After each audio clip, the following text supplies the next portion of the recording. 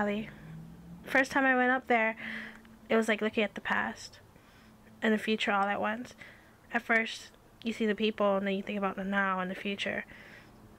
And then you look around you, and it's like you see the past, the trees, the forest, everything. I didn't know we actually had a part of paradise still left in Hawaii. I thought it was all taken over already, but I was wrong.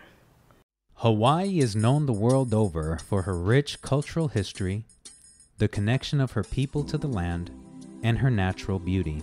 Some people take the progressive loss of this integral part of their heritage very seriously, and they're doing something about it.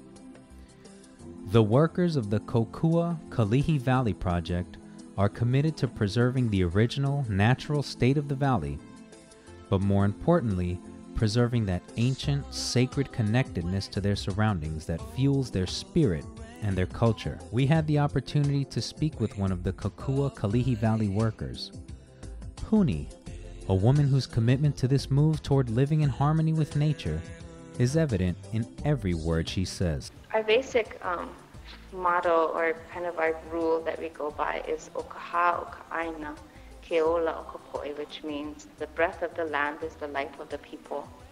If the land is not healthy, the people are not healthy. Invasive plant species, introduced to the islands hundreds of years ago, have become deeply rooted in the incredibly rich and nutritious native soil and can be seen today, choking the indigenous landscape and robbing local plants and trees of their much-needed nutrients. Every invasive species that is removed, every native plant that is planted restores a watershed.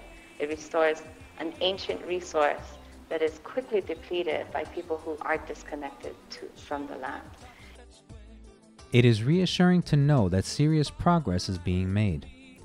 Not only have these workers began a progressive native reforestation project, it seems that by the virtue of nothing more than these efforts, native plants have begun to resurface on their own and can be seen peeking out from between the invaders. This is a land base.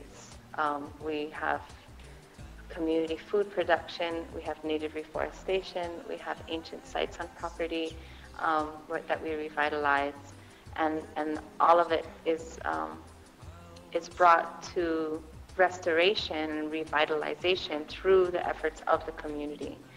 All around the valley, evidence of a once industrious and strong native people can be seen. From handmade walls apparently used for landscaping, to hand-laid stone channels for drainage and rainwater utilization. It was the community that said, okay, we want KKV, Kokua-Kalihi Valley, to be the caretakers for Kalihi Valley Nature Preserve. All this comes in stark contrast to the much more modern and established pharmaceutical industry. An industry which brings in almost $500 billion annually, but kills over 100,000 people during that same period. It seems we in the West have medicated ourselves into obesity, poor health, broken spirits, and even death.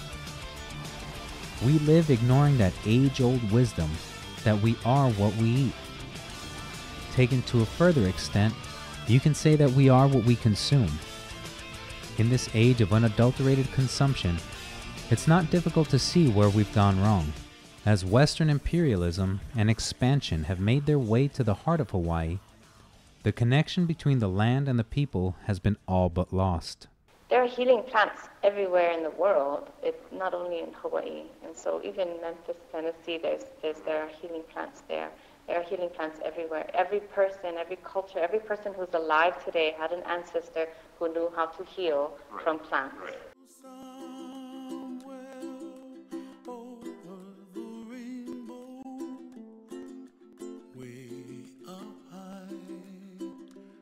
Holistic and homeopathic healing are ancient ways that have recently made a resurgence. The people of this beautiful valley can be seen as either old-fashioned or new age, depending on your perspective. Either way, the truth is that they are living a healthier, more spiritually fulfilling way of life. A way of life that is easy to envy, but difficult to emulate.